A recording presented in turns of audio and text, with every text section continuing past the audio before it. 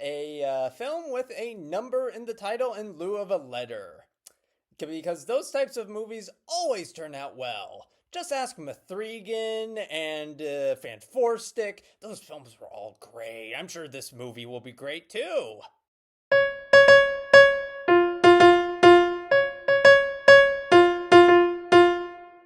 Hi, my name is Ryan Lane, and welcome to my review channel. So for today's movie, I will be reviewing Expend4bles, or Expend4bles, directed by Scott Waugh and starring Sylvester Stallone, Jason Statham, 50 Cent, and Dolph Lundgren. So, in case you're the kind of person who watches these movies for the plot, here it is. So, following the death of an Expendables member on a mission gone wrong, the Expendables team, minus Lee Christmas, decides to head out on a mission to stop the villain Ramet, played by Iko Uwais, to prevent him from causing World War III and uncover the identity of a mysterious villain named Ocelot. So, I ain't gonna sugarcoat it. This film is bad, even by expendable standards. I mean, again, the expendable movies, they aren't exactly Shakespeare, but they at least, in the past have itched, it's like, hey, watch some old veteran actors, do some action scenes, have some fun. But, I mean, this film can't even do that right.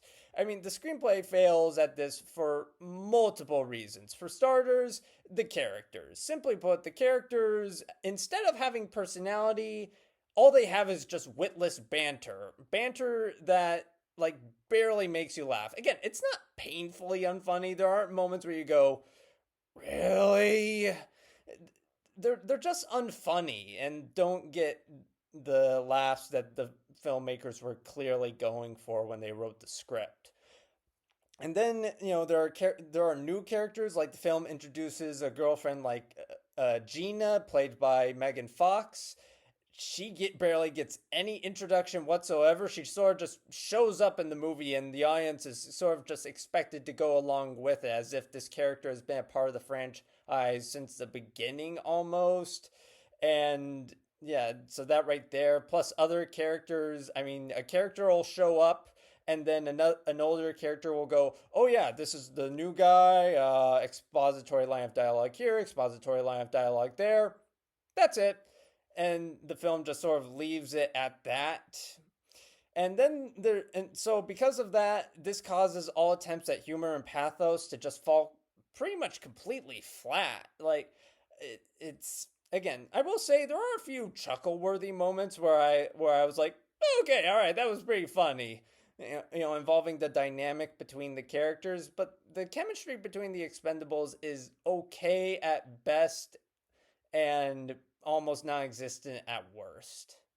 The plotting is painfully predictable, and when it's not being predictable, it's being just utterly inane. Like at one point, like I mentioned earlier, Lee Christmas, he is banned from the Expendables team. I won't divulge the details, but the means by which he is folded back into the group are stupid. Like, just stupid. And then the details surrounding the death of the aforementioned Expendables character, again, also stupid. Like, at one point there's an explanation surrounding the death, and again, it just makes no sense. Or rather, it doesn't make any stupid sense in a fun way. It's just stupid.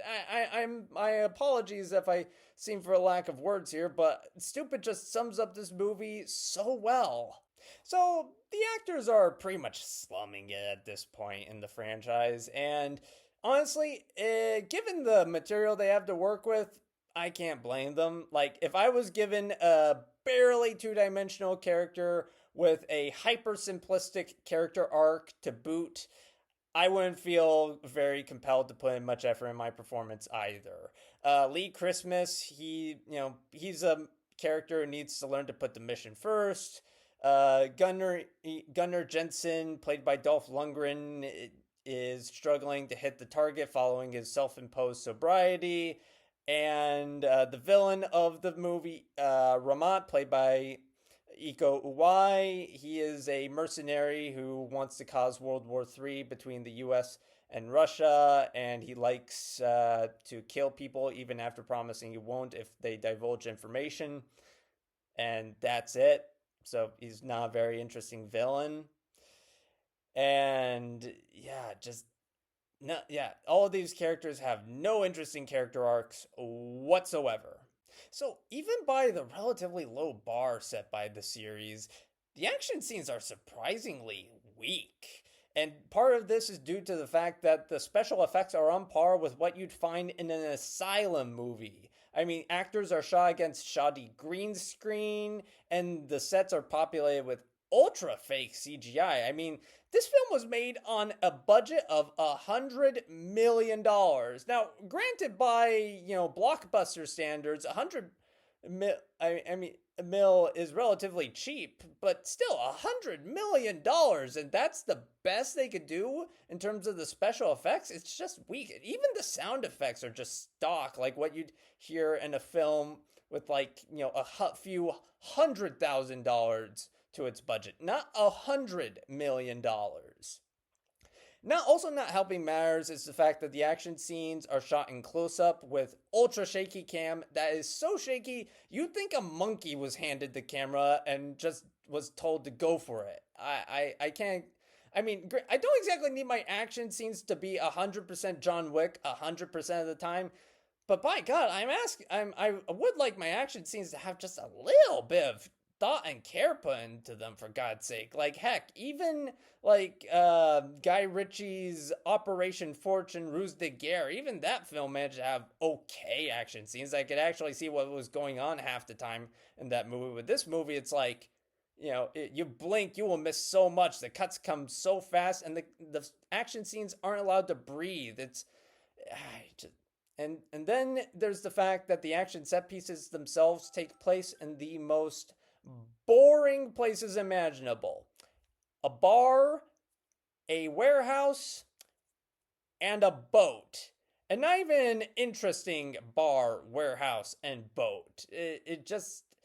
And again, I will say this: there are a few creative moments. Like, for example, on the boat, there's a chase involving motorcycles, which, can't say I've ever seen a motorcycle chase on a boat before. So, the film's got that going for it, which is nice.